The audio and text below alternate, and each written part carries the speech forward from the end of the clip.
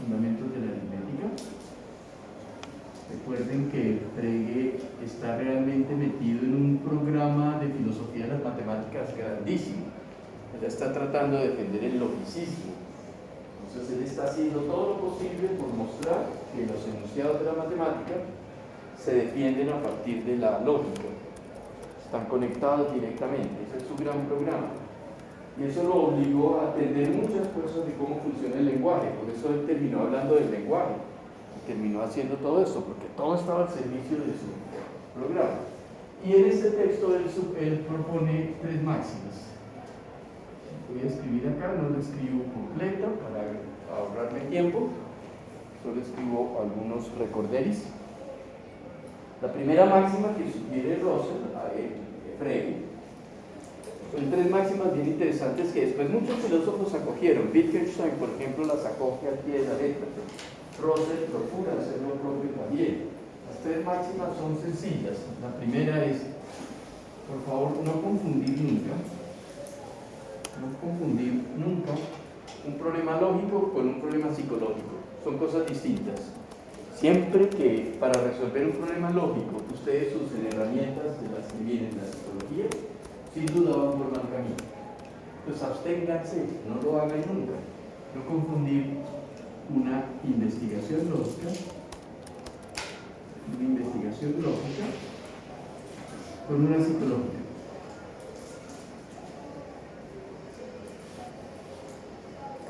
Mantenga siempre lógica y psicología separados. No los junte. A medida que los junte, se va a perder. Radicalmente. Aquí, por esta época,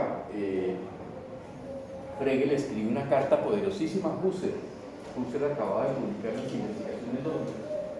Y Frege lo acusó de estar mezclando lógica con psicología y eso le parecía terrible. Y Husserl se vio a gatas para responderle a Frege. De alguna manera le daba la razón y tuvo que volver a reescribir muchas cosas porque sentía que estaba cayendo en esa dificultad de confundir la lógica con la psicología. Esta es la primera máxima que sugiere Frege. Segunda máxima, el orden no importa. El orden no tiene ninguna importancia. La segunda máxima dice, parecido a la anterior, no confundir nunca, procurar no confundir nunca objeto y concepto. No trate los objetos como si fueran conceptos, no trate los conceptos como si fueran objetos. En el momento en que usted los mezcla, va a generar las mayores confusiones del mundo. No lo haga, manténganlos separados. Acá quizá voy a hacer un alto en el camino, porque nunca hemos explicado acá cuál es entonces la distinción. Frege lo hace a partir de un ejemplo que puede servirnos ahora, es un ejemplo sencillo. Pongamos que yo escribo acá, Sócrates es griego. Es ejemplo clásico de una proposición que le gusta citar a todo el mundo que hace lógica. Parece muy sencillo. Tiene la forma S es P. Un cierto sujeto y tenemos acá un cierto predicado, ciertas cosas que predicamos del sujeto. Ya aquí en el horizonte está medianamente sugerida la distinción, hay que guardarse de ella. Por acá, en el sujeto, estamos dando las pistas de lo que puede llegar a contar como un objeto. Y el predicado está dando las pistas para que lo pongamos a jugar el papel de un concepto. Entonces Frege hace una cosa maravillosa y es convertir esto en una función. Entonces, ¿cómo convierto esto en una función? Deja este espacio vacío y dice el griego. Entonces, este es un esquema. Y aquí lo que está es, aquí hay un concepto. Esta es una figura que tiene Russell de un concepto. Y la figura que él tiene en la cabeza es que el concepto se vea como una función en matemáticas. Entonces, de hecho, por eso lo podemos representar así, una G y una X a de esta naturaleza. Y entonces el concepto para Frege empieza a tomar la característica de, es un símbolo, acá tenemos simplemente un símbolo, pero el rasgo que lo caracteriza fundamentalmente es que se trata de un símbolo incompleto, o él muchas veces usa la expresión no saturado. Los conceptos ni son verdaderos ni son falsos, eso no ha lugar, eso no juega para nada. Los conceptos ni existen ni dejan de existir, no son cosas, no son para nada.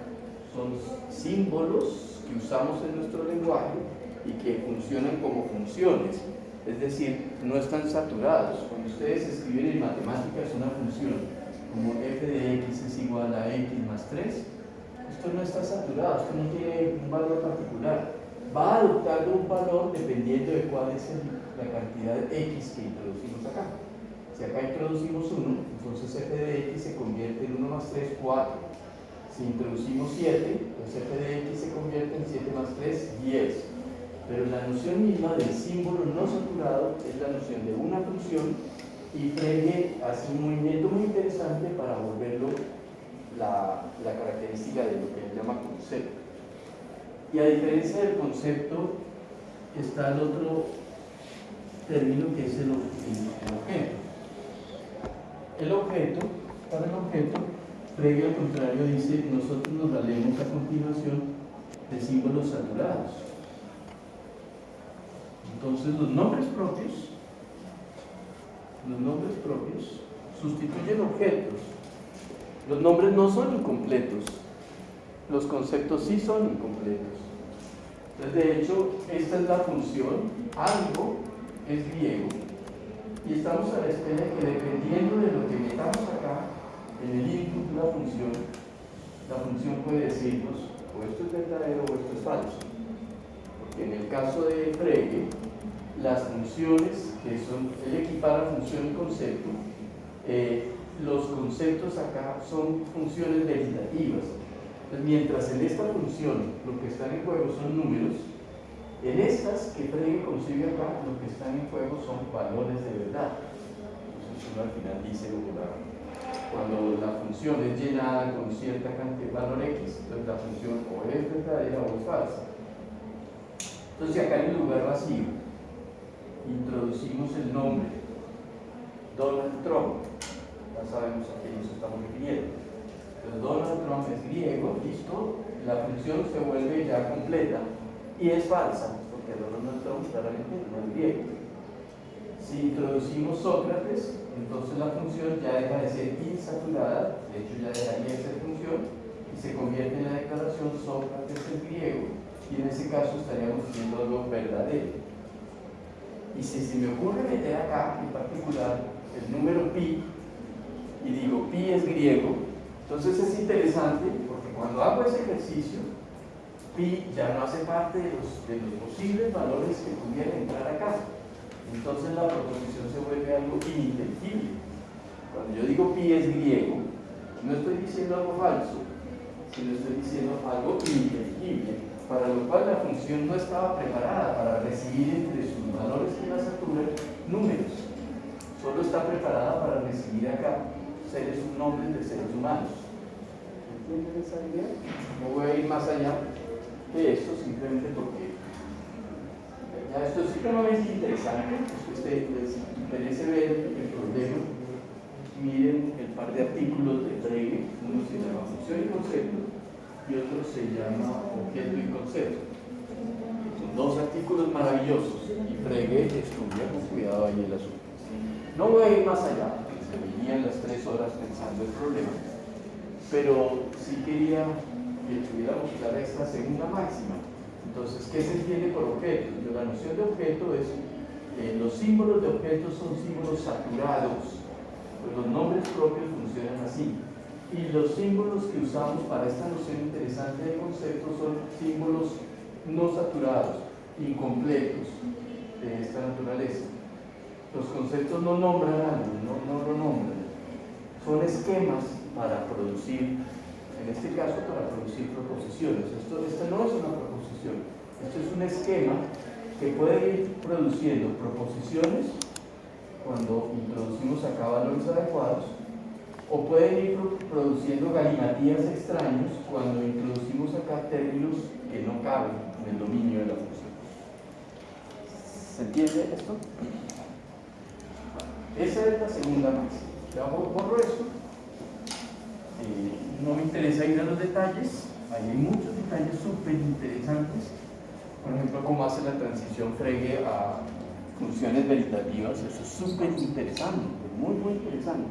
No lo voy a... Y hay una tercera máxima, también muy importante, pero muy importante. Sí, por favor. Una pregunta: cuando, no sé, muchas veces en la filosofía se habla de conceptos como, no sé, el concepto de alma, el concepto de cuerpo, el concepto de fuerza, ¿eso está mal empleado? Pues no es que esté mal empleado, porque entonces en cada filosofía habrá como un régimen de sus categorías esenciales, y habría que ver cómo en la filosofía particular se está usando. El mismo Kant habla de conceptos. El análisis de Kant medianamente se parece a este, solo que hay que obligarlo, etc. Entonces depende de cada filosofía cuál es la noción técnica que se adopte de concepto. En este caso, les he contado cuál es el horizonte de Frege, muy burdamente, y cómo él hace esta distinción. Pero con esta distinción uno puede ir a analizar a Aristóteles, puede ir a analizar a Kant, puede ir a analizar a muchos filósofos para ver cómo los cuadra dentro de esta perspectiva. Pero obviamente usted lee a Aristóteles, no va a encontrar en Aristóteles que la noción de concepto está atada a la idea de un símbolo incompleto. Eso no lo encuentra ni en Kant ni en ninguno de ellos. Lo encuentra en Frege, que es de hecho quien ha creado la lógica de relaciones, que es una novedad impresionante y es con la que él vuelve a revisar todo eso. En el caso de Aristóteles, pues usted va a encontrar lo que Frege está identificando como concepto. Un Kant, un Aristóteles lo puede estar identificando como predicados, elementos que forman parte del predicado de una oración. Entonces, Frege englobaría entre objeto tanto cosas concretas como abstracciones. Sí, claro. De hecho, pues una cosa maravillosa que ya vimos Frege más o menos cómo lo hace, es que vuelve la verdad, lo verdadero lo vuelve un objeto. Para Frege lo verdadero se vuelve un objeto. No tiene que ser objeto físico, no es objeto físico, definitivamente no. Pero sí es objeto en la medida en que yo puedo incluso tener funciones veritativas en las que aceptan de entrada valores de verdad.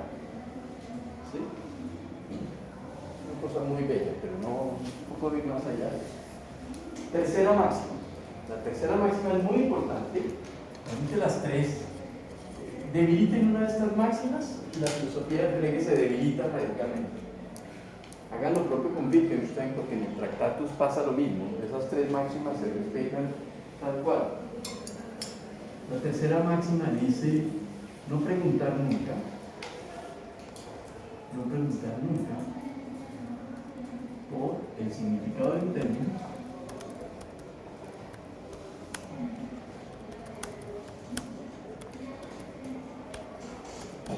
aislado. Ningún término aislado tiene por suyo significado único. No lo tiene, pues no lo hagan. Pues si no puedo preguntar por el significado de un término aislado, ¿cómo debo hacerlo? Entonces la respuesta de Frege es: háganlo solo en el contexto de una oración.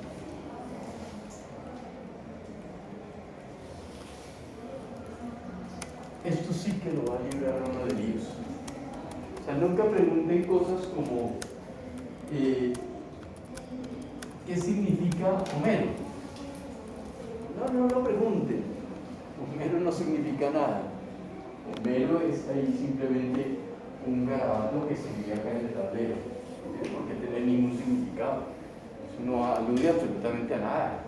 Es solo una cosa muerta del negro escrito ahí en el tablero. ¿Cuándo es importante preguntarme por qué significa Homero? Pues cuando esto está metido en una estructura compleja que es una oración. Pues cuando yo digo, por ejemplo, Homero escribió la Ilíada, acá ya qué maravilla, el término es un simbolito que está metido en una unidad compleja que se volvió, que ya tiene una complejidad gigantesca, y uno ahora sí puede preguntar cuál es el significado de Homero en este contexto, acá en este contexto. Pero aquí solo aislado, olvídenlo. Le van a crear todas las confusiones del mundo.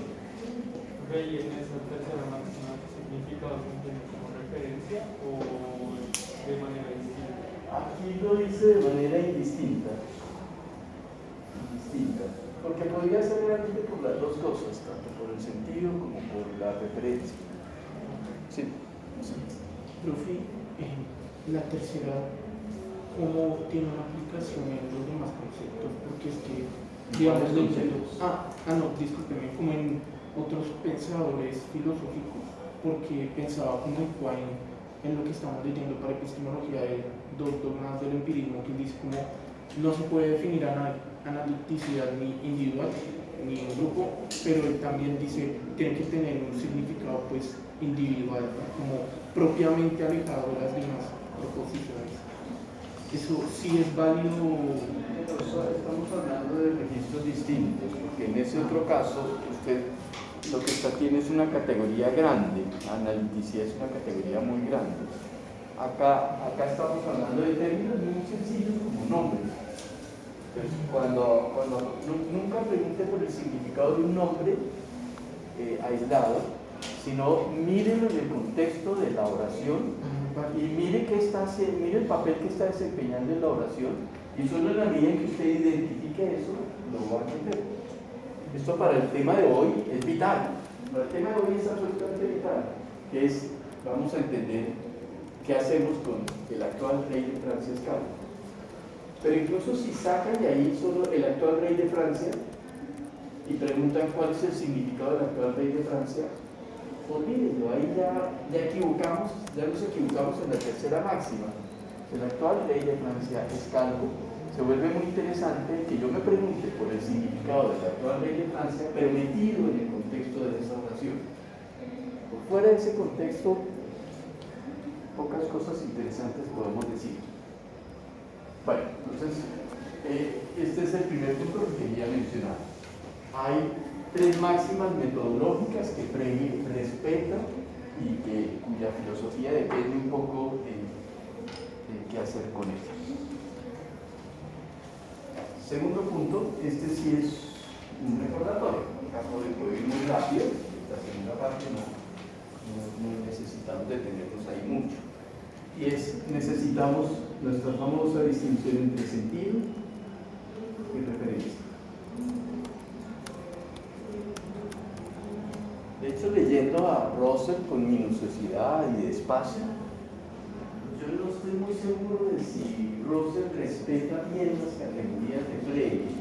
A mí me parece que no, porque a veces las presenta medio caricaturizadas y eso es complicado. Por ejemplo, Frege identifica de una vez sentido con meaning, entonces leerlo es difícil, o a mí me costaba trabajo porque decía, pero Russell acá, ¿por qué habla de meaning así como en general? Está pensando en Frege, pero no está capturando bien a Frege. Entonces ahí tiene unos enredos complicados. Pero bueno, voy a dejar eso de lado para no hacer exégesis muy cuidadosa del artículo.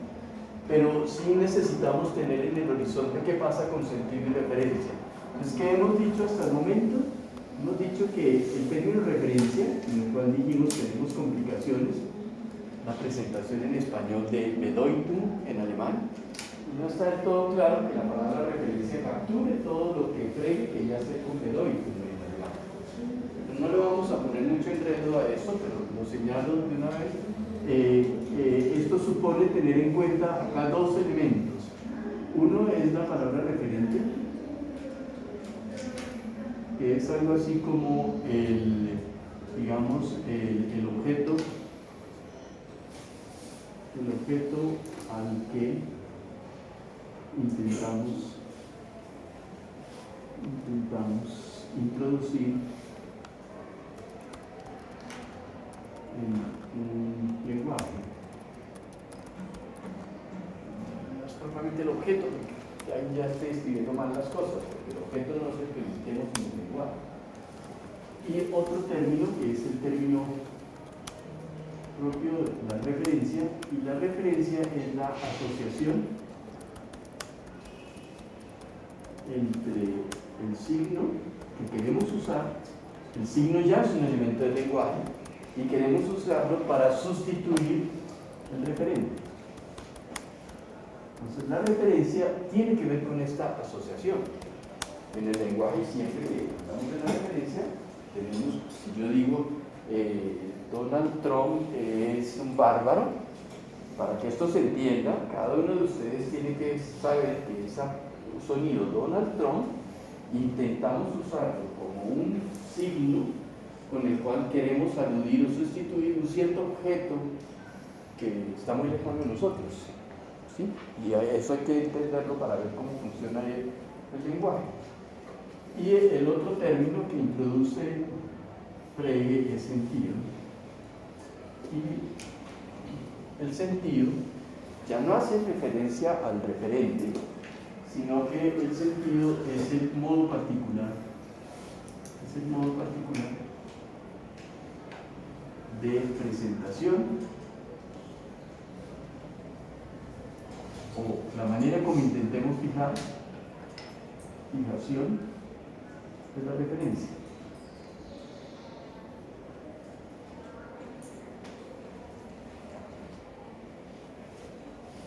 Y recuerden, pero no lo voy a escribir acá, que Frege insistió mucho, y esto tiene que ver con la máxima de no confundir lo lógico con lo psicológico, el concepto de representación, que es un concepto que no es ni referencia ni sentido. La representación hace parte ya del mundo psicológico, de hecho, que es la imagen que se arma al sujeto de la cosa aquella de la cual estamos hablando. Y Frege con todo el cuidado le insiste al lector, no tomen nunca el sentido por la representación, no tomen nunca el referente por la representación, no lo hagan. La representación es un término claramente subjetivo, mientras que sentido es un término objetivo para Frege, y la referencia pues, mucho más. ¿Listo? ¿Qué vimos nosotros? Entonces, esto lo vimos en relación con nombres en general. Pero vimos con cierto cuidado que cuando tenemos una proposición, como por ejemplo Sócrates es griego,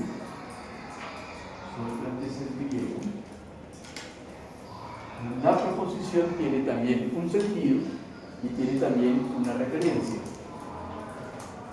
La referencia, voy a escribir acá referencia primaria. La referencia primaria de una proposición es el valor de verdad, y el sentido, escribamos acá también primario, porque este es un poco más complicado, tiene que ver con, en el caso de Frege, el pensamiento. Y tengan aquí mucho cuidado, pensamiento no es representación, pensamiento no tiene nada que ver con psicología, absolutamente nada que ver con psicología. Es un modo, si tuviera que ver con psicología, se volvería privado, el pensamiento se volvería privado, sería subjetivo. Pero para Frege el pensamiento es de lo más objetivo que hay. Entonces, hay que usarlo técnicamente. Sin embargo, vimos que eso es en el caso de una proposición, pero que puede ocurrir, y hoy vamos a tener ese tremendo problema también, que podemos tener algo así como proposiciones con proposiciones subordinadas.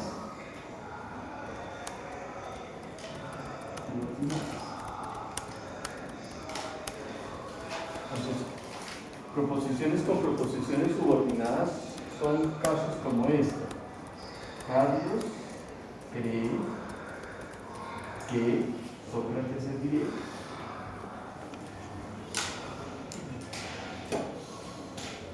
Esta es una proposición complicada. Para Russell, él las caracterizaba como proposiciones con dos verbos. Está el verbo creer y está el verbo ser. griego. Lo interesante es que acá esta proposición tiene esta Sócrates es griego, la tiene como una parte, como un componente de la proposición grande. Aquí Sócrates es griego, está aislada, aquí no está subordinada. Entonces aquí la proposición tiene su referencia primaria, perfecto, es el valor de verdad, en este caso esta es una proposición verdadera, y tiene un sentido primario, una manera de presentarse, está escrita en español, etc. Bueno, y si aunque lo hubiéramos escrito en inglés, los símbolos serían distintos, pero el pensamiento sería el mismo, exactamente el mismo pensamiento. En este segundo caso, la misma proposición está anidada en una más complicada. Entonces, una cosa interesante que muestra Frege es que cuando ocurre esto, hay que tener mucho cuidado porque la referencia y el sentido cambian. Cuando pasa una cosa de este estilo, esta proposición, la voy a llamar P, y aquí la vuelvo a llamar P porque es la misma, aquí la proposición adquiere una referencia que ya no es la primaria, la referencia es la referencia secundaria. Aquí ya no referimos al valor de verdad, aquí ya no refiere al valor de verdad, aquí refiere al pensamiento.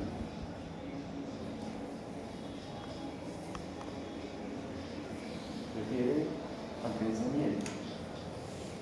Entonces aquí la referencia se vuelve secundaria y esos cambios son muy importantes, muy importantes. Hoy vamos a sufrir con una de esas situaciones. No ahondo más porque esto pues ya lo hemos visto con cierto cuidado. No ahondo más ahí, porque espero que eso esté medianamente claro, solo que lo recuerdo. Bueno, de aquí vimos unos corolarios. Un corolario importante es que todas las proposiciones verdaderas tienen el mismo referente, pero distinto sentido. Cada una se refiere a lo mismo, pero de manera diferente. Ya hay otro corolario que ese sí lo voy a presentar aquí más adelante. Tercer punto que quiero recordar aquí a propósito del tren es qué hacemos con el término pensamiento.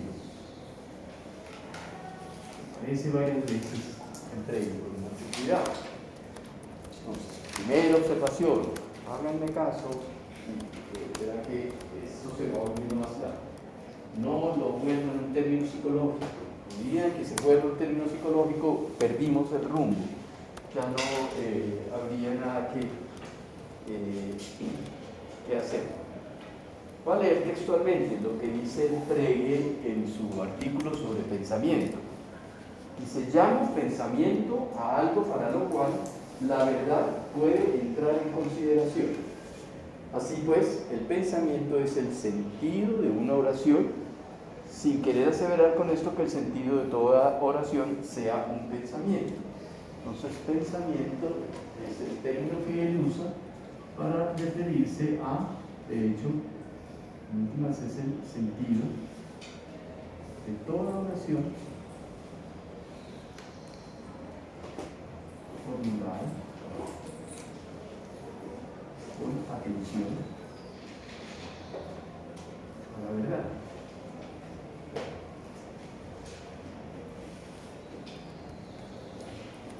Entonces, pensamiento es el término que usa Frege para hacer alusión a cierta clase de oraciones, no a todas, sino a todas aquellas oraciones en las cuales es legítimo que yo me plantee, haga la pregunta de qué valor de verdad le corresponde. Entonces eso está atado al valor de verdad. No lo usen con la acepción de sentido común porque no les va a cuadrar. Tienen que usarla en este sentido técnico, como sugiere Frege.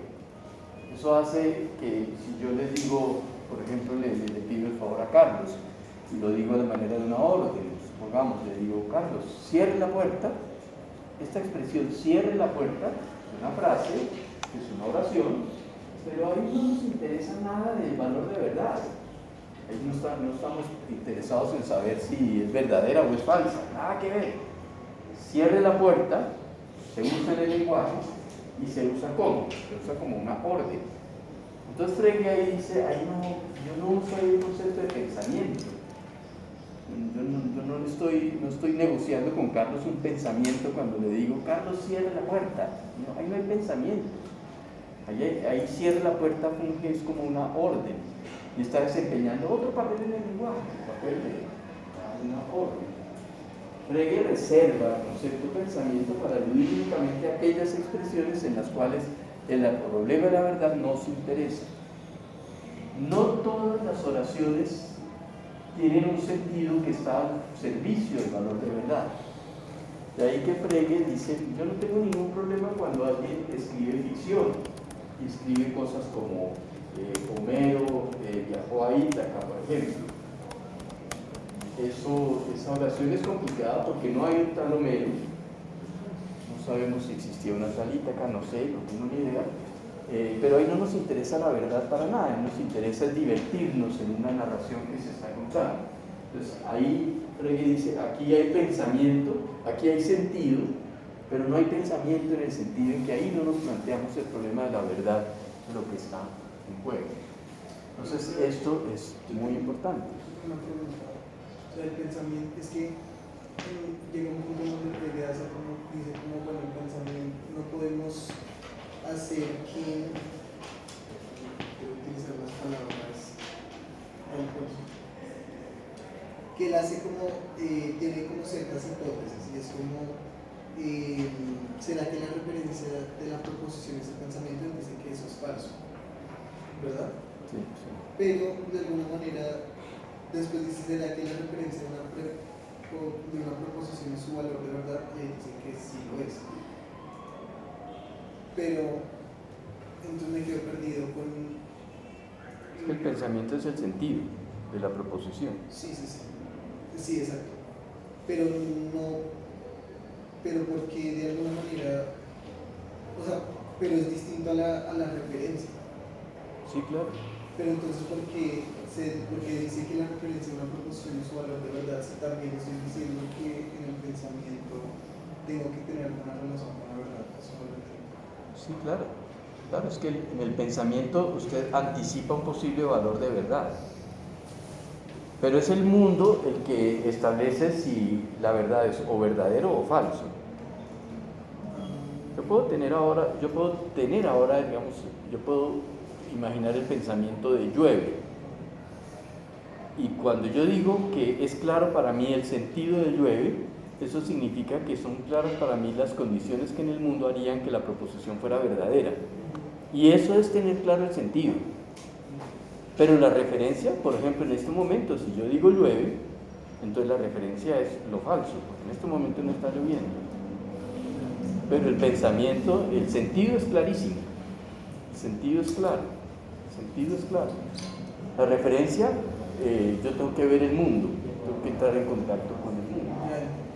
Este asunto es delicado y es complejo. Frege luchó mucho con este asunto que él estaba tratando de mencionar acá, y él se inventó un recurso taquigráfico muy interesante.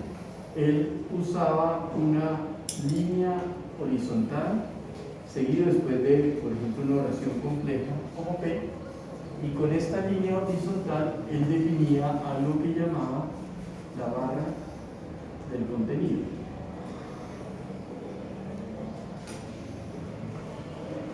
Y yo de hecho podría decir acá, por ejemplo, escribir esto, 2 más 3 igual a 5.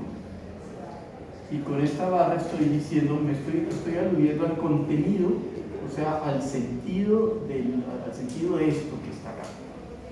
Pero ahí todavía no hay una proposición, porque con el contenido de una expresión lingüística yo puedo hacer muchas cosas, yo puedo dar órdenes, yo puedo formular esperanzas, yo puedo escribir libros de literatura, y ahí no me interesa para nada la verdad. Entonces, él distinguía este símbolo de otro símbolo complejo en donde a la barra del contenido le anteponía una barra más gruesa de este estilo, y él llamaba ahora a esta barrita vertical, la llamaba barra del juicio. Entonces, de hecho, si yo escribo algo de este estilo, 2 3 es igual a 5, hay una diferencia entre esta escritura y esta escritura. En esta segunda escritura, todo este gesto, todo lo que hay acá, Frege lo llamaba una aseveración. Y es que acá no simplemente me limito a tener claro el sentido de 2 más 3 igual a 5, sino que a continuación me comprometo a tenerlo por verdadero. Entonces, cuando me comprometo a tenerlo por verdadero, hay un juicio. Entonces, ahí ya hemos pasado el campo en el que ya no simplemente me preocupa el sentido, sino que ahora me interesa la verdad. Entonces, me interesa comprometerme. Entonces, él usaba estos símbolos interesantes. Uno podría decir, ¿para qué se inventó ese símbolo? Uno podría decirle a Frege, ¿por qué esa cosa? ¿Por qué se inventa esa cosa tan rara? ¿Por qué no dice simplemente algo así como 2 más 3 igual a 5? Distingámoslo con unas comillas. Es verdad. Pues una alternativa es no se invente ese símbolo tan raro. ¿Por qué no hacemos más bien una cosa como esa? Lo que Frege está tratando de decir, pero dice, no, así no lo puedo decir. ¿Por qué no lo puedo decir? ¿Por qué no lo puedo decir así? En el momento en que haga esto, haga una cosa complicadísima, y es que estoy usando esto como predicado, y entonces esto se me volvió ahora concepto. Se me volvió concepto. Y para Frege el valor de verdad es un referente, es un objeto. Si yo lo escribiera de esta manera, tengo un lío terrible, espantoso de tomar la noción de verdad y de volverla concepto. Y para Frege no es un concepto, es un objeto. Entonces por eso tiene que inventarse todos estos recursos. Ahora uno podría decir que uno podría tener oraciones del lenguaje. Supongamos que uno tiene una oración del lenguaje y uno la entiende perfectamente. Entonces lo podría escribir de esta manera, uno lo entiende. Pero todavía no está claro qué es lo que yo quiero hacer con esa oración del lenguaje. Y entonces, para ver qué es lo que quiero hacer con la opción del lenguaje, yo puedo tener acá una familia de muchas cosas interesantes. Yo puedo usar esto, por ejemplo, para dar una orden. Yo puedo usar esto simplemente como una expresión. Yo puedo usar esto, por ejemplo, para formular una pregunta. Yo podría de pronto ahora decir llueve, pero no estoy interesado en afirmar que está lloviendo. Por ejemplo, yo podría estar interesado en preguntarle a alguno de ustedes. Podría decirle, Julián, ¿llueve? Y entonces eso, hay un símbolo interesante que puedo usar. Puedo usar este símbolo. Ya en el momento en que introduzco este símbolo, esto define lo que estoy haciendo con el contenido. Aquí no, si escribo así, llueve, yo no estoy aseverando que está lloviendo, estoy preguntando si está lloviendo. Entonces, para pregunta, afortunadamente tengo este símbolo. Para expresión, afortunadamente tengo este símbolo. Para orden, quizá habría que inventarse uno. Para aseveración, entonces Frege se inventó la barra del juicio. La barra del juicio. Solo cuando hay una aseveración está en juego la verdad. Pues ahí sí uno se pregunta por el valor de verdad. En los otros juegos no. En los otros juegos del lenguaje no. Si yo, por ejemplo, digo los unicornios son violetas, eso tiene un pensamiento, ¿verdad? Eso tiene un sentido. Eso tiene un sentido, sí. Sí. Ahora, si usted a continuación está interesado en decirnos algo que intenta ser o verdadero o falso en el mundo, entonces está aseverando. Pero si usted simplemente dice, los unicornios son violetas, y lo dice en la Ilíada, por ejemplo, ahí no está en juego el valor de verdad, el sentido es clarísimo, el sentido es claro, pero ahí no hay aseveración alguna. Y ahí está contenido un pensamiento, ¿sí? No, ahí está contenido un sentido. Entonces, ¿cuándo se vuelve pensamiento? Cuando usted está aseverando. Porque pensamiento es el término que él usa solo en el momento en el cual a usted le interesa la verdad. Pensamiento. Y eso es capricho de Frege, porque usted puede usar pensamiento de otra manera. Pero es de Frege sería cuando yo ya estoy aseverando. Sí, es Sentido es un término genérico. Si usted dice los unicornios son violetas, pero esa expresión aparece en la Ilíada, no hay ninguna aseveración. Ahí hay un sentido, claro, pero no hay ninguna aseveración. Entonces no juzga si es verdadero o falso. El referente es clarísimo, que ya no son los unicornios y cómo son los unicornios. Pero si de pronto está metido en el juego de la aseveración, es ahí en donde el referente se vuelve el valor de verdad. Y el pensamiento solo aparece, por decirlo así, cuando asevera. Sí. ¿Listo? Bueno, de esto lo iba a publicar, pero no lo publico para no perder el tiempo, pero sí lo voy a leer. De todo esto que les he presentado, siempre y cuando ahora tengamos claro que el pensamiento entra en juego cuando estamos haciendo una cosa que se llama aseverar. Entonces, ya metidos en ese juego. Pero otra pregunta así muy técnica de eso.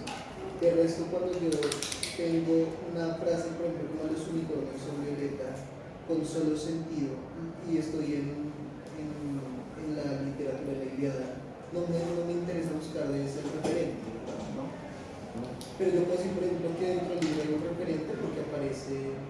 Recuerden que Frege decía, hay muchos nombres que carecen de referente, eso no tiene ningún problema. Los nombres no tengan referente, no hay ningún problema. Yo puedo preguntar ahora, ¿vino Felipe? En este caso, Felipe no es un alumno del curso, Felipe no es algo que parece nombre, pero carece de referente. Yo puedo tener nombres sin referente, no hay ningún problema. En ese sentido, yo puedo tener oraciones que carecen de valor de verdad y pueden desempeñar papeles importantes. En la literatura desempeñan papeles importantes, pero ya no tienen que ver con la conexión con el mundo, que es el paso que le interesa luego a Frege adelantar. Cuando es con el mundo ya aparece como referente pensamiento. Sí, y ahí es ahora donde vamos a llegar al actual rey de Francia, Escano. Pero es que yo pensaba que, por ejemplo, en la orden, en la oración imperativa, cierre la puerta, se está presuponiendo que efectivamente hay una puerta, pero eso ya sería una condición psicológica, ¿verdad? Por un lado, pero por otro lado, Frege nos da más bien pocas herramientas para ocuparnos de contextos que no sean aseverativos. Pero en el curso, cuando estudiemos a John Searle, cuando estudiemos los actos de habla, sí vamos a crear un concepto que son las condiciones de satisfacción para que una orden pueda adelantarse.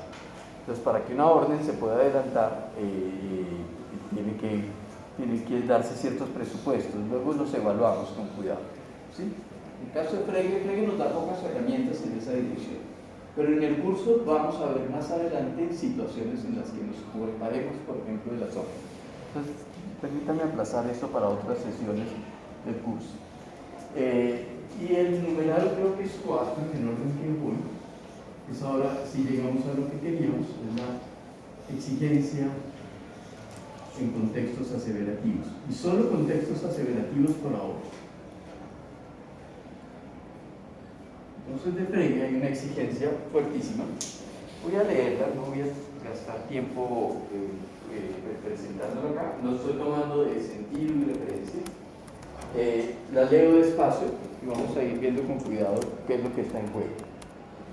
Quien no admita una referencia no podría ni afirmar, ni negar de ella un predicado. Quien no admita una referencia no podría ni negar,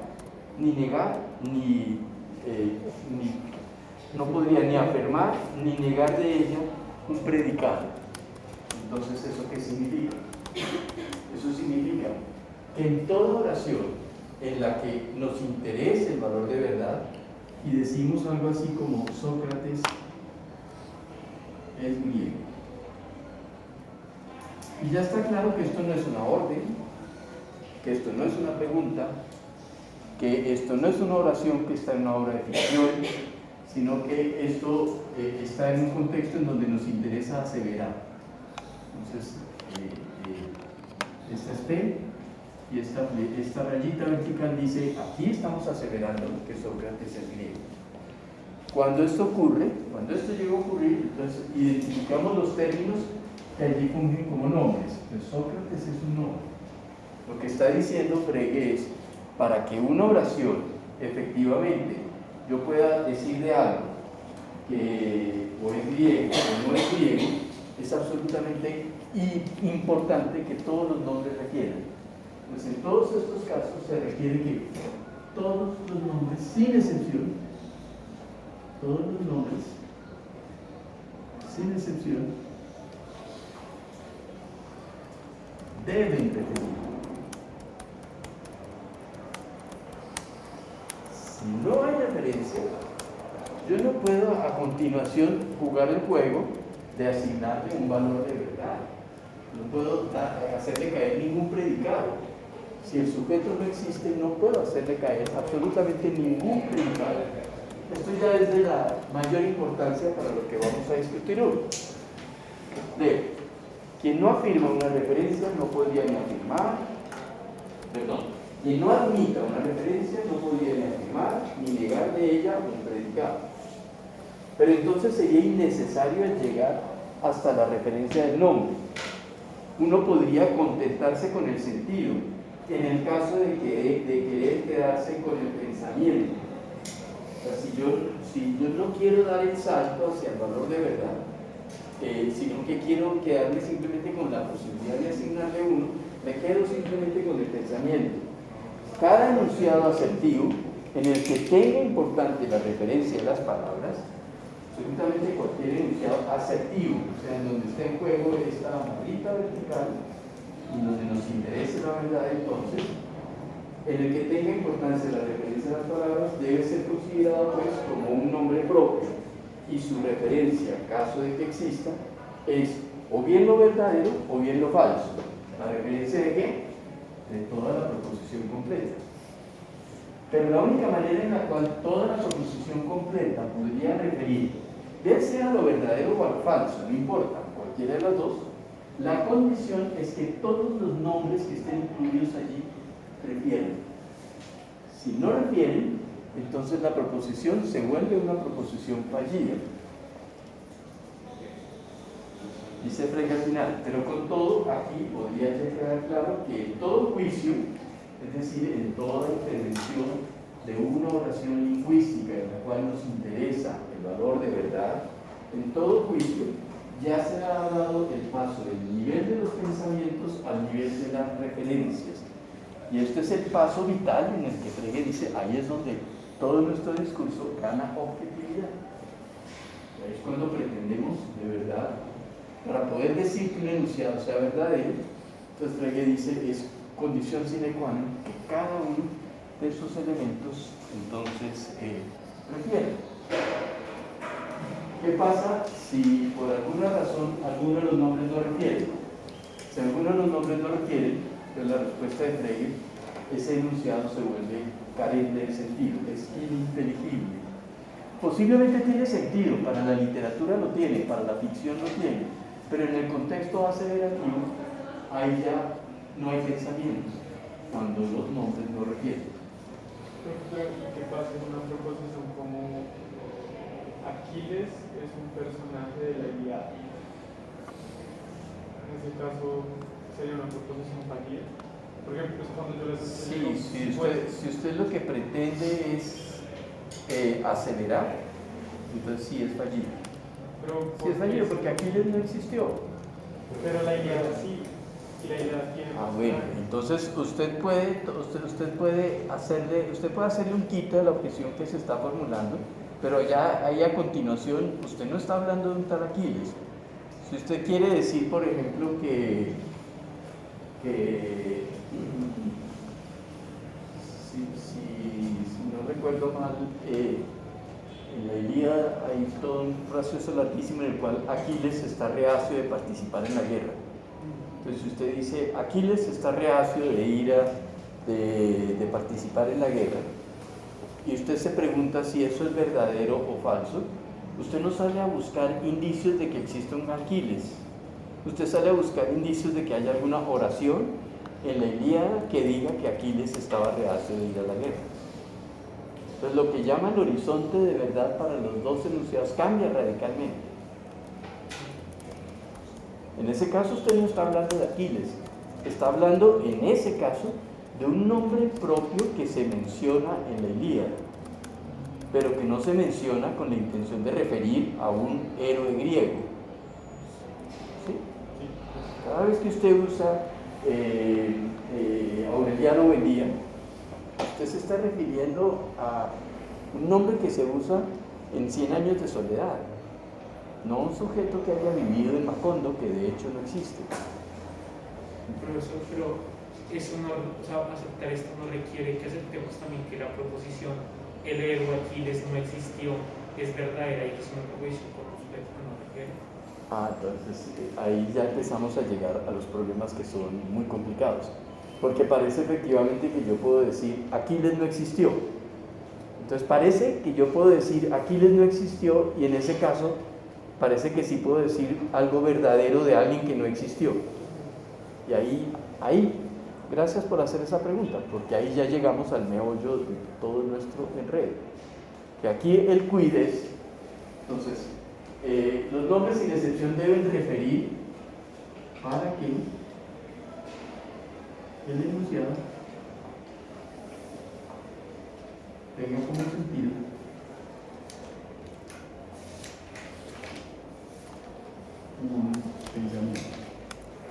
un pensamiento, recuerden que es una formulación lingüística en la cual nos interesa el valor de verdad. Pero si yo, por ejemplo, quiero tomar una obra de la literatura y aseverar cosas de ella, por ejemplo, supongamos que estamos en un quiz de lectura para saber si la gente leyó o no la Ilíada, y yo necesito, por ejemplo, decir, no sé, Aquiles es un héroe en la Ilíada, entonces tiene que marcar verdadero. Y después yo pregunto, Eneas es personaje de la Ilíada y tendría que marcar falso. Ahí yo estoy haciendo aseveraciones de un objeto y ya mi intención no es dentro de la literatura, sino tomar a ese cuerpo de la literatura como objeto del lenguaje. Ahí... Sí, pero todas esas aceptan que yo me deshaga de la dificultad diciéndole, debe haber en la Ilíada una oración que diga, que mencione el nombre de Eneas, para que yo pueda decir que Eneas es un personaje de la Ilíada. Entonces debe existir en la Ilíada alguna oración cuyo sujeto sea Eneas. Y eso es lo que yo puedo juzgar a continuación si es verdadero o falso. Ahí no estoy hablando de un tal Eneas. Ahí estoy hablando simplemente de si se usa o no una palabra en la Ilíada. Entonces ahí la noción de verdad no es la noción. Si es una noción referida a algo, ¿pero a qué? A una palabra. A una palabra. Ahí la referencia no es la de un héroe, es la de una palabra. Por eso hay que tener muy claro estas distinciones entre referencia directa y referencias secundarias, que las hay muchas. Entonces, cuando usted está hablando de Eneas, está hablando de una palabra que usted tiene la expectativa de esperar a ver si se encuentra o no se encuentra en la Ilíada. Si no la encuentra en la Ilíada, usted tiene razones para decir que Eneas no es un personaje de la Ilíada. Pero Eneas ahí refieres a esto. No refiere a un ser humano. Sí, gracias. Y en ese caso, con esta omisión, ¿no sería tampoco posible hablar de contrafácticos o de mundos posibles, o sea, como cosas que no existen pero podrían existir? En ese caso, ¿qué haríamos con eso? Ya me está poniendo una dificultad mayor, está poniendo una dificultad muy grande. Frege no los trata, Russell tampoco no las trata, pero luego sí hay un filósofo muy importante que, discutiendo con Frege, va a decir, lo de Frege no me funciona muy bien cuando yo tengo que ocuparme de mundos posibles. Ese personaje es crítico. Entonces su pregunta me parece muy buena y muy interesante, y le pediría, denme unas pocas sesiones de ventaja, y cuando nos ocupemos de ¿qué pensamos de ese problema? ¿De qué hacemos con los universos posibles y los mundos contrafácticos? Porque efectivamente, respondiéndole a Frege, Kripke tuvo que hacer serias modificaciones a todas estas demandas de Frege. Por ahora, en los casos que Frege va a estudiar y que Russell estudia, no hay ninguno de contrafácticos ni mundos posibles, no hay ninguno. ¿Sí? Y llegamos al quid del asunto, en donde ahora la pregunta es, bueno, ¿y qué hacemos con expresiones como el actual rey de Francia es Carlos?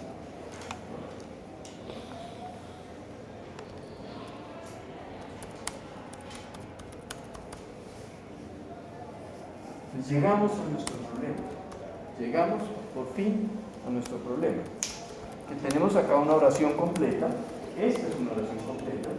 Si me quedo con el actual rey de Francia, ya no tengo una oración completa y entonces ya ni me planteo el problema, ni hago nada absolutamente. Sino que esta es una oración completa.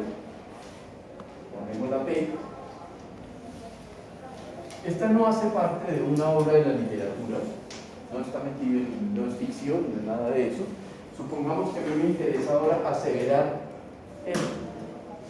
Entonces vamos a aseverar que P. Uso estos símbolos. Vamos a aseverar. Me interesa la verdad. Pues vamos a saltar de la ficción, porque esta oración podría estar en una obra de literatura fantástica, podría aparecer. En una Francia en donde hubiera un rey que fuera calvo, etcétera, etcétera. Pero no, ahora estoy interesado en aseverar algo. Entonces, ahora resulta que este término que aparece acá, este término, y esto es lo interesantísimo que vamos a discutir ahora, este término parece ser un nombre. Parece un nombre. Solo que ahora no es un nombre simple, no es Aquiles, por ejemplo. No es Luis XV, por ejemplo. Sino que es un nombre complejo. Voy a poner acá guiones para volver todo esto una unidad, pero esta es una unidad compleja. Una descripción. Que parece ser un nombre. Le vamos a dar ahora el nombre de descripción. Entonces parece un nombre.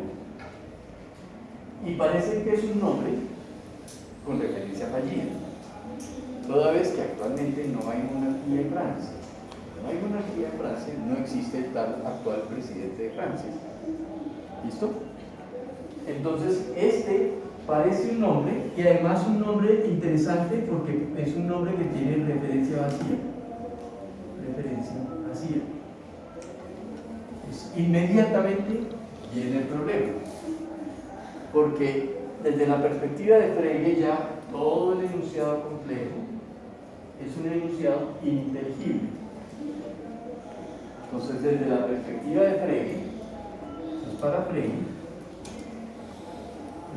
considera que este enunciado, esto que estamos diciendo acá, el actual rey de Francia es Carlos, carece de sentido. Es ininteligible. Es ininteligible como juicio. Sí es inteligible si forma parte de una obra de ficción, una novela. Pero en principio para Frege es ininteligible. ¿Por qué? Porque la referencia es fallida. Yo de este enunciado, yo no puedo, y esta es una cosa muy interesante, yo no puedo decir que este enunciado es falso. Uno se siente tentado a decir ese enunciado es falso. No puedo decirlo porque si yo dijera que el enunciado es falso, es porque tendría derecho a decir que el actual rey de Francia no es calvo si es verdadero. Y resulta que tampoco. El actual rey de Francia ni es calvo ni es no calvo. Ni es calvo ni porta una gran melena. O sea que tengo problemas. Bueno, para Frege no hay problema, porque para Frege esto simplemente carece de sentido y no pertenece a la esfera de lo que es inteligible. Pero ahora, lo problemático sí llega para nosotros, para Maimon, para Russell, para el mismo Frege, pero Frege lo resuelve por vía negativa. Y es que esto pareciera que sí tiene cierta inteligibilidad. Esto es muy distinto a que yo escribiera, por ejemplo, lluvia, duerme mientras camina. Todo eso. Esto es ininteligible. Completamente ininteligible. Lluvia puede funcionar acá como nombre propio, si refiere, pero lo que yo estoy tratando de decir con esto, yo no sabría qué haría verdadera esta oración. Entonces esta es una combinación aleatoria extraña que yo he armado, que es completamente ininteligible. Frege dice, el actual ley de Frances Calvo es ininteligible. Y uno podría preguntar, pero espera un momento, porque es que el actual ley de Frances Calvo no tiene aires de familia con llueve mientras lluvia duerme mientras camina. Esto es claramente ininteligible. Frege dice que esto es ininteligible, pero todavía no sabemos bien por qué. Porque en principio hay una gran diferencia entre el actual ley de Frances Calvo y lluvia duerme mientras camina. Bueno, no sé qué lluvia fuera una perlita, pero si lluvia es agua cayendo del cielo. Por ejemplo, ahí uno no puede decir que cuando uno le hace esa objeción está precisamente mezclando psicología con lógica. Porque pues que lluvia duerme mientras camina, pues sí parece ininteligible. La otra puede que no parezca ininteligible, pero que no nos parezca ininteligible no la hace necesariamente que sea lógicamente inteligible.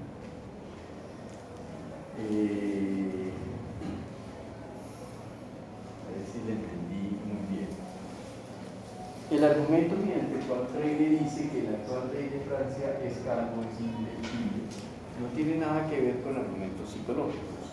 No, pero no el de Frege, sino cuando uno le plantea esa objeción. O sea, como decirle, pero es que cuando yo veo la oración del actual rey de Francia es calvo, pues usted no me puede decir que es ininteligible, porque ininteligible es una oración como lluvia duerme mientras camina. ¿Sí me entiendes? Entonces ahí, pues Frege podría decir, pero es que ahí el problema es que usted está mezclando psicología con lógica. Porque que una oración parezca inteligible no quiere decir que lo sea, o que no parezca inteligible. Pero ahí es donde le pregunto a usted, ¿en qué momento Frege ha argumentado que esto es ininteligible porque parezca ser ininteligible? No, pero a lo que me refiero es, yo digo que ahí surge un problema, y es que nosotros vemos esta oración y no nos resulta inteligible. Porque a mí me viene, hay supuestamente un pensamiento, ahí no hay carencia de pensamiento. Lo que vamos a tener acá un enredo muy complicado es pensar las condiciones de verdad del enunciado. Si el enunciado de verdad es un enunciado, es una proposición, yo debería entender las condiciones de posibilidad que lo hacen verdadero o las condiciones de posibilidad de que lo hagan falso. ¿Sí?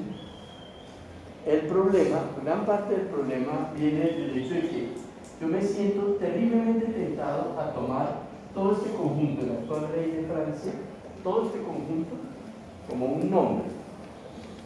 Entonces, se me impone verlo como un nombre.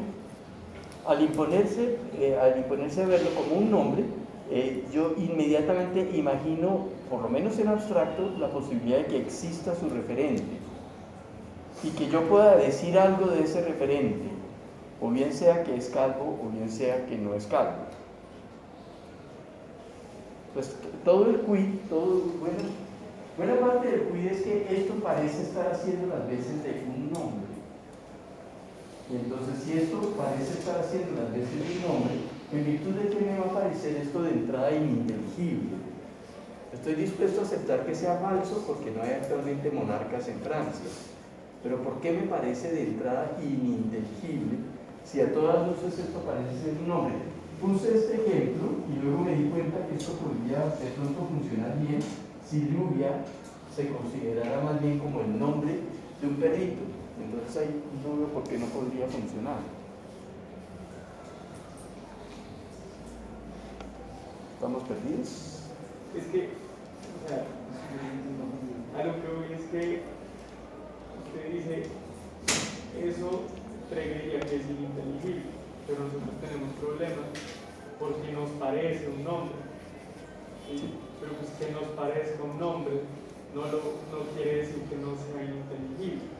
Porque una cosa es lo que a mí me puede parecer que sea esa oración, que sería como un aspecto psicológico de cómo yo me lo imagino, cómo yo lo considero, y otra cosa es lo que la oración efectivamente es, que ya es un aspecto de la lógica.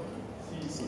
A ver, entonces, el ejemplo que estamos siguiendo acá tiene unas presuposiciones. Una presuposición es, todos los que estamos en el salón somos hablantes del español. Al ser todos hablantes del español, todos reconocemos el uso que normalmente le damos a cada una de estas partículas.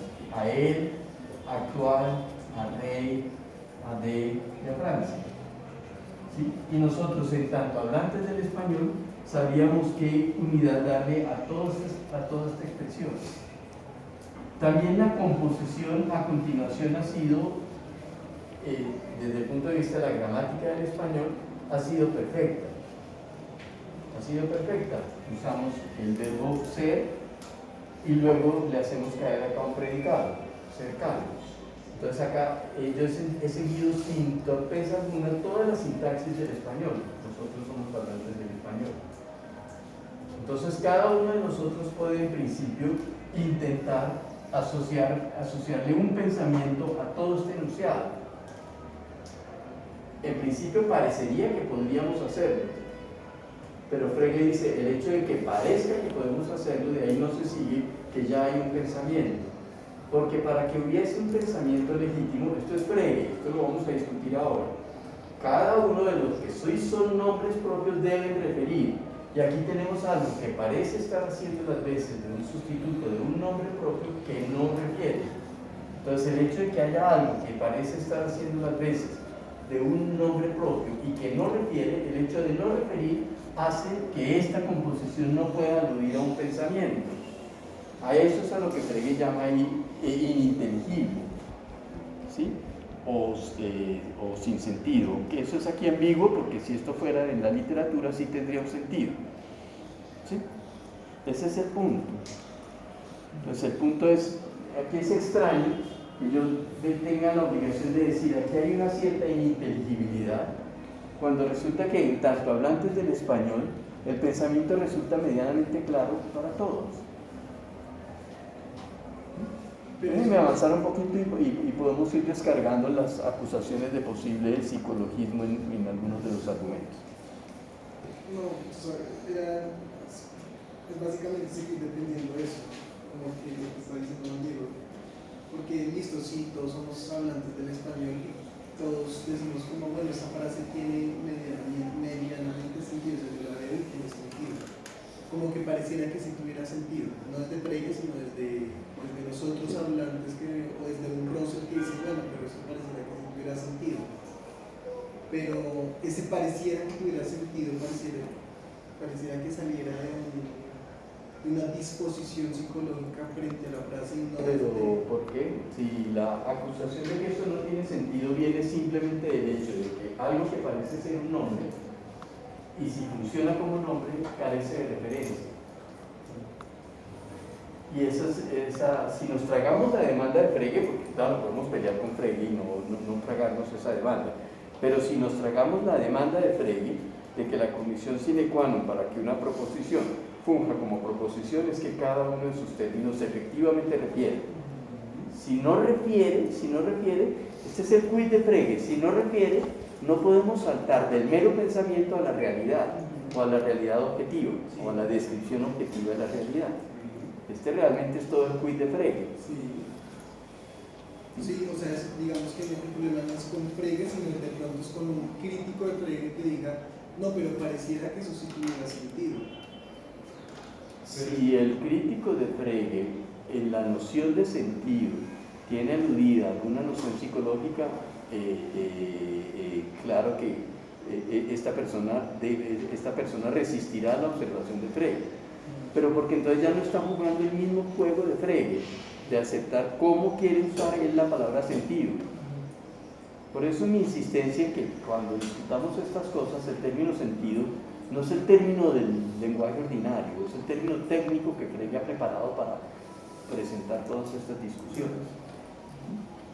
Bueno, ahí el problema no sería más bien como la noción que tiene Frege de nombre, porque entonces si eso es así, todos los nombres perderían sentido, por ejemplo, cuando la referencia muere, por ejemplo, entonces Santiago Bernal deja de tener sentido que Angelina muere, o Julián, pasa lo mismo si en 50, 100 años Julián se muere, y no, pero no siento, el lenguaje no funciona así, nosotros usamos los nombres así categoría ayer ya no tiene ningún Sí, es sentido. verdad.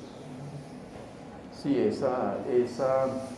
ese es uno de los reclamos que Wittgenstein hace después a Frege sobre la manera en cómo acá se confunde referencia con portador. Todas las referencias demandan que exista efectivamente tal portador. En el caso de Frege, las referencias sí demandan la existencia del objeto cuando sus declaraciones son declaraciones que están al servicio de la verdad o la falsedad. Si usted le quita ese horizonte, no, usted puede tener una noción más laxa de sentido y la cosa funciona perfectamente bien, sin ningún problema. El problema aparece cuando usted da el tránsito a las aceleraciones y la verdad se vuelve un asunto importante para usted. Si se vuelve un asunto importante para usted, aquellas cosas de las cuales usted pretende hablar, yo tengo que garantizar previamente su existencia. Ahora, claro, a continuación podemos hacerle ajustes a estas cosas para que no sea simplemente existencia efectiva actual, sino existencia actual o existencia pasada. Es lo que me permite a mí decir cosas como Sócrates es griego, sigue teniendo sentido a pesar de que al sujeto al cual nos queremos referir hace mucho tiempo tomó cicuta y ya no está con nosotros. ¿Sí? Entonces, en algún momento quisimos referir a un objeto que sí existía en el mundo y después históricamente hemos aprendido a mantener el rastro, a seguirle la huella a ese individuo. Pero de individuos que de verdad nunca han existido, el quid de Frege es, si estamos hablando de individuos que nunca han existido, que no existen y que nunca han existido, ahí sí el quid de la verdad o la falsedad, para ir a ver qué enunciados a escribirle con verdad y qué enunciados con falsedad, se me vuelve totalmente oscuro, se me vuelve radicalmente oscuro. Y ahí es donde en esos enunciados esos se vuelven ininteligibles. Pero en el caso de los sujetos históricos que ya murieron, podemos hacerle variaciones a Frege y acomodarlo para que podamos seguir hablando de sujetos que ya no están con nosotros. Esos movimientos se pueden hacer. Ahí no está, realmente Frege no es débil en eso, aunque sus ejemplos no se ocupan de ello, pero se puede Frege ajustar para que responda a ellos. El quid entonces es una oración de este estilo. Para Frege claramente es ininteligible, por las razones que hemos expuesto ahora. Claro, se pueden discutir, y Russell las va a discutir, muchos las han discutido, Strawson las discute, muchos filósofos las discuten, pero el cuidado es entender que tenemos buenas razones, por lo menos las trajeanas, para sostener que este enunciado es ininteligible. Ahora, resulta que también hay razones para resistirlo. Entonces voy a pasar ahora, ya llegamos al problema, voy a pasar ahora a las soluciones previas, antes de que lleguemos a Russell. Entonces la solución de Frege medianamente ya está ahí en el camino. La solución de Frege es, esto es ininteligible, este es un enunciado ininteligible. Pero hay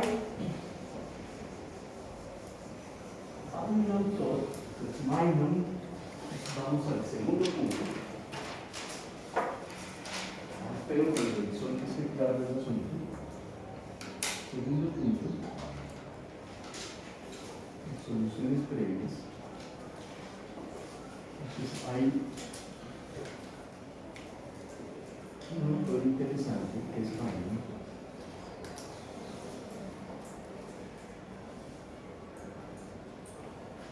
Que él se pregunta, ¿qué hacemos con oraciones en donde hay nombres propios que claramente no refieren? Hay nombres propios que efectivamente no refieren, como por ejemplo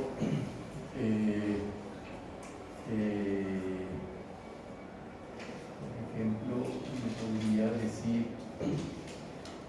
no me gusta mucho, pero es uno de los ejemplos que él usa, el círculo cuadrado.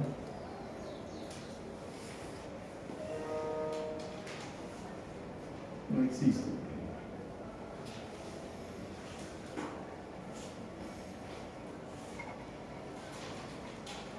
O, para usar otra clase de ejemplos geométricos, por ejemplo, la disección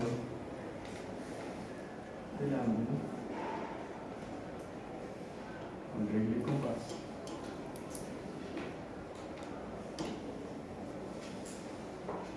No existe.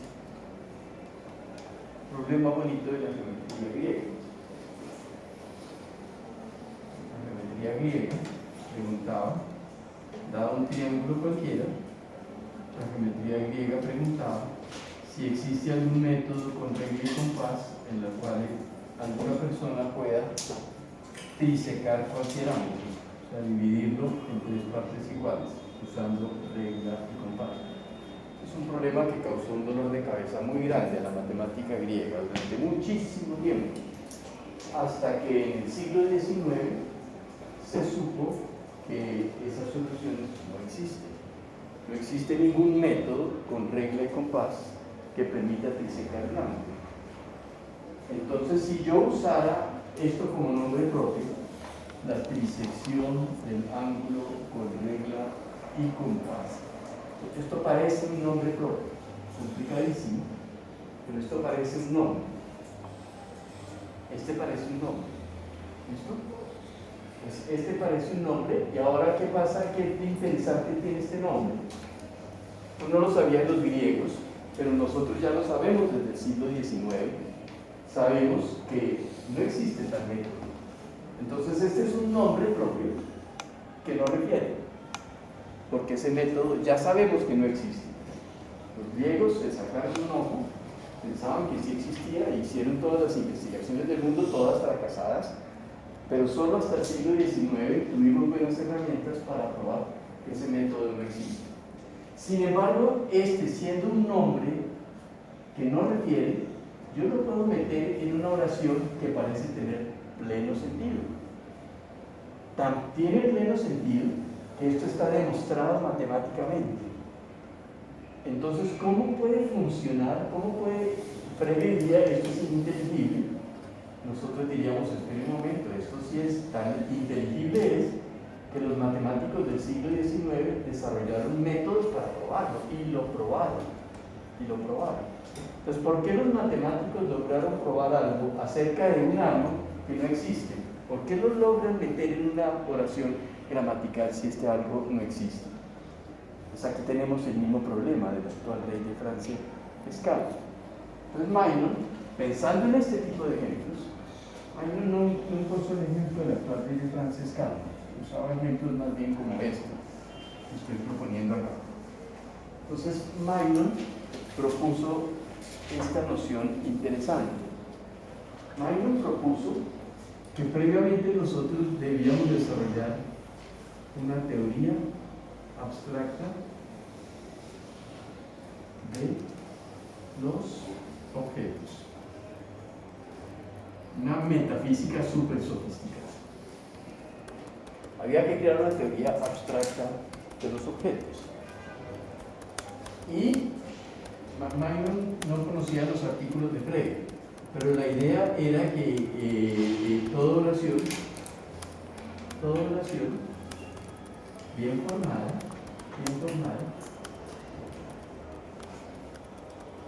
debe aludir, no vamos a usar términos fregianos porque Maillon no los usa, pues vamos a usar términos que puedan emparentarse, pero no son los fregianos. Toda oración bien formada debe aludir a objetos. Pues en toda oración bien formada debe haber objetos. Pero, luego Maillon seguía con su idea, pero los objetos, que son objetos abstractos, los objetos tienen las siguientes posibilidades lógicas.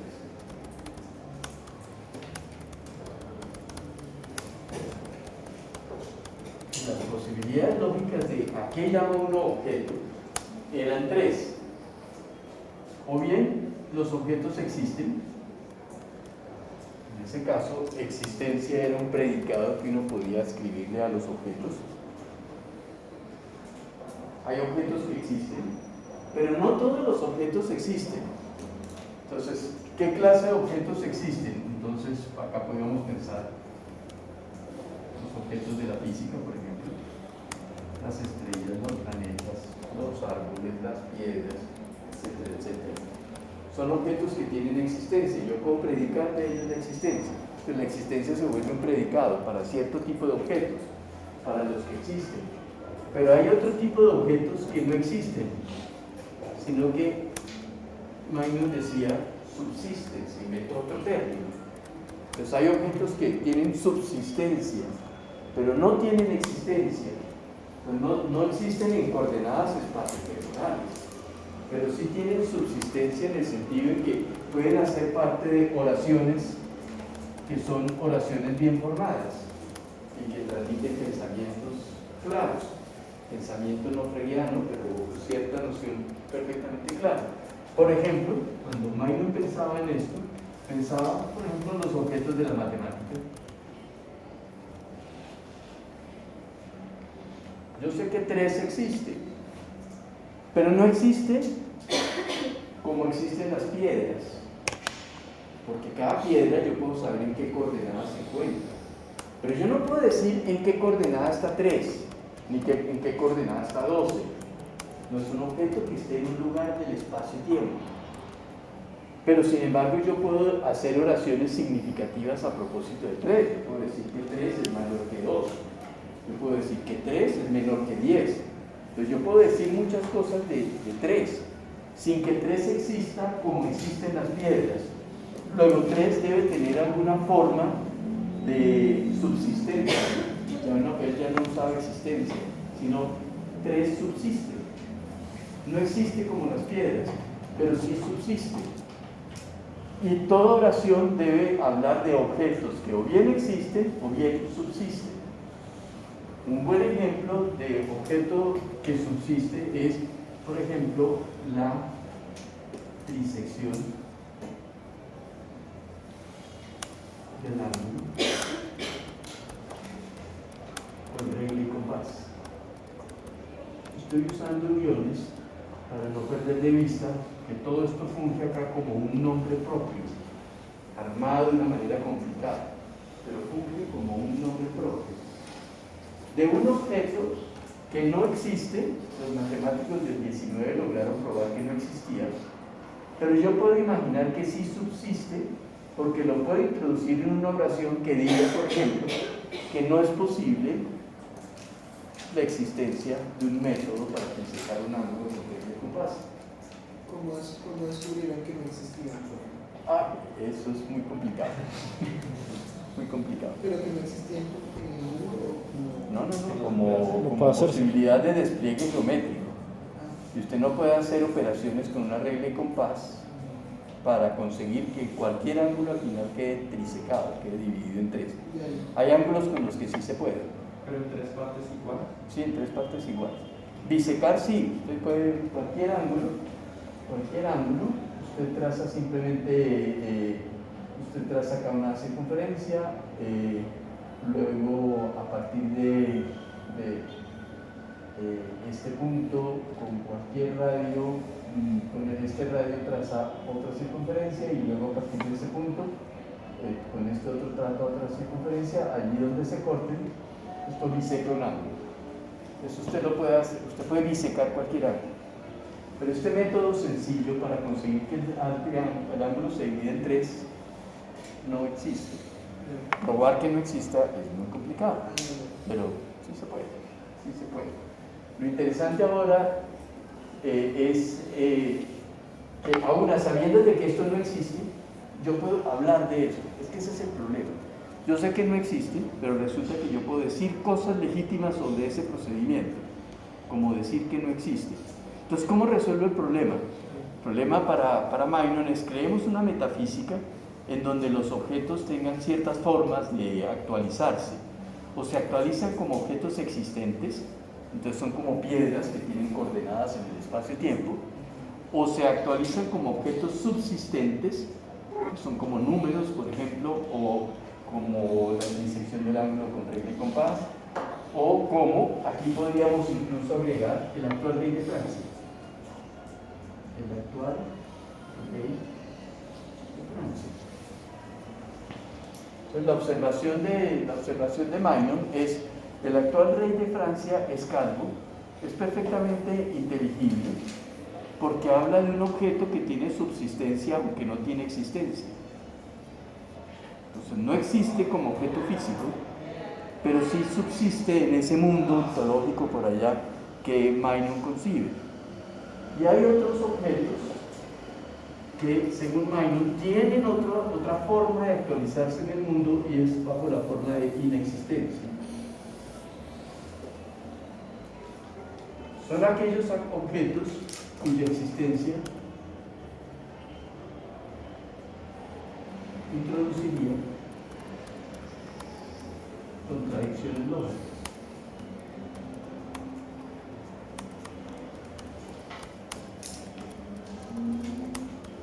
Entonces, si yo digo algo así como un número que sea mayor que 3 y que sea menor que 3, entonces eso es un número que tiene ese es un objeto.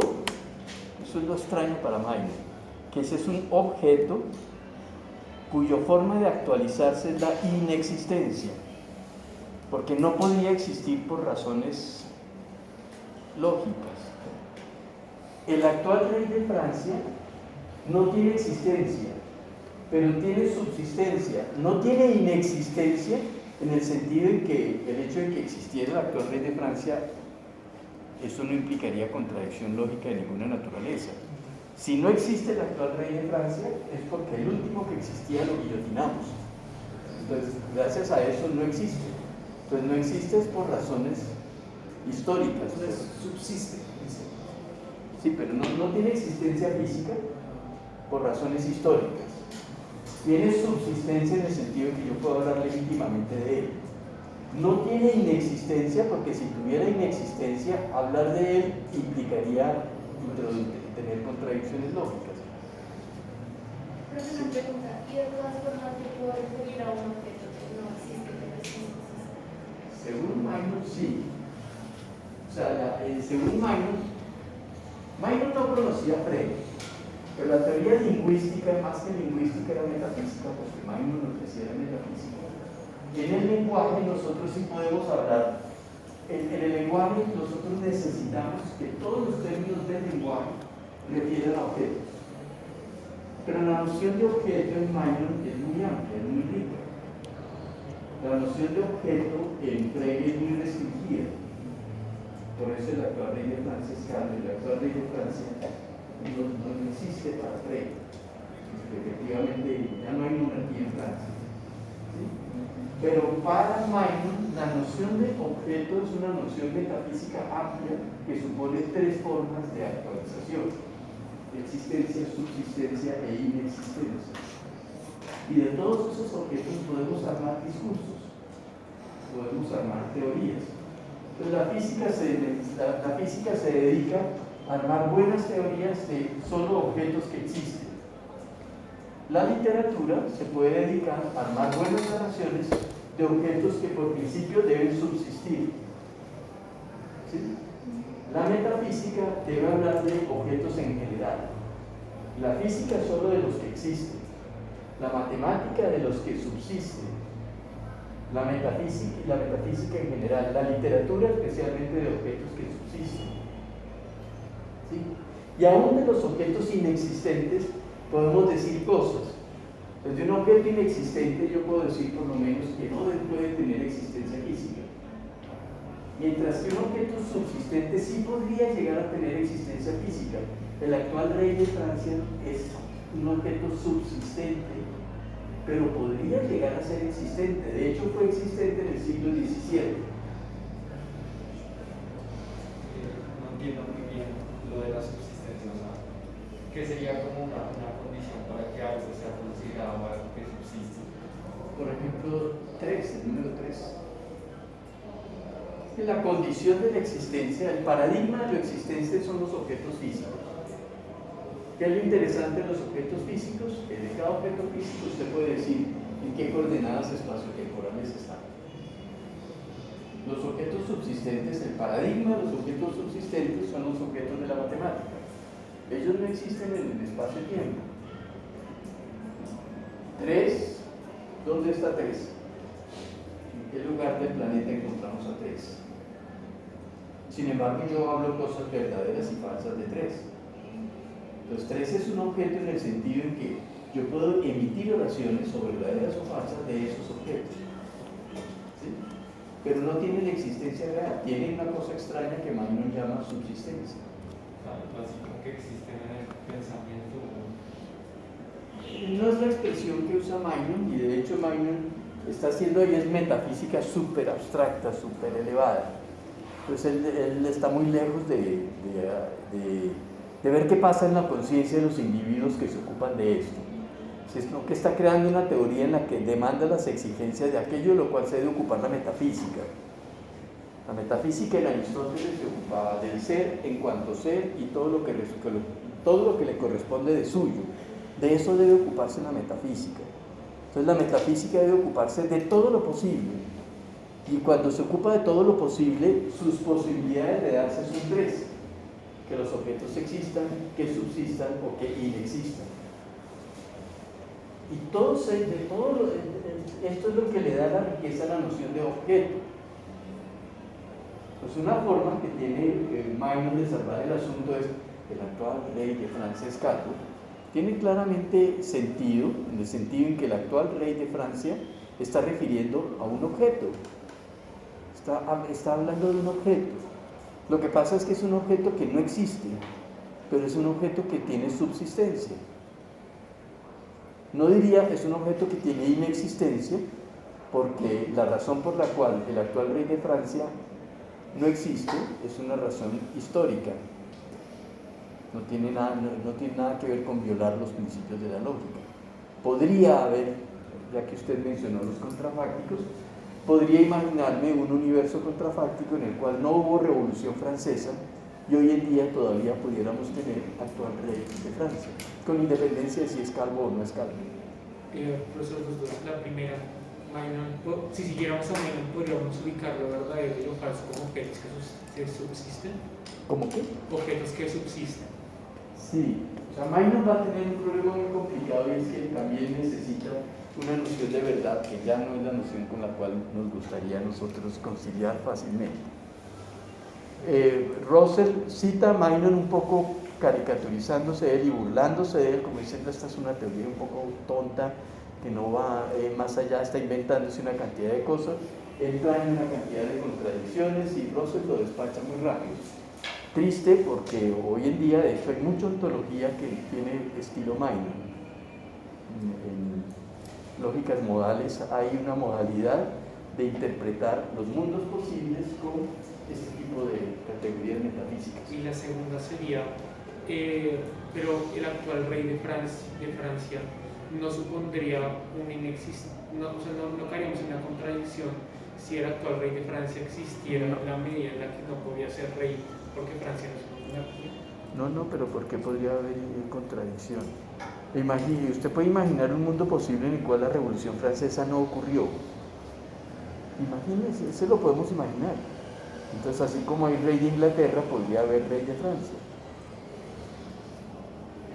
El hecho de que haya rey de Inglaterra prueba o pone en evidencia que la no existencia del rey de Francia no tiene que ver con alguna contradicción lógica, tiene que ver con los avatares de la historia, pero no con la lógica.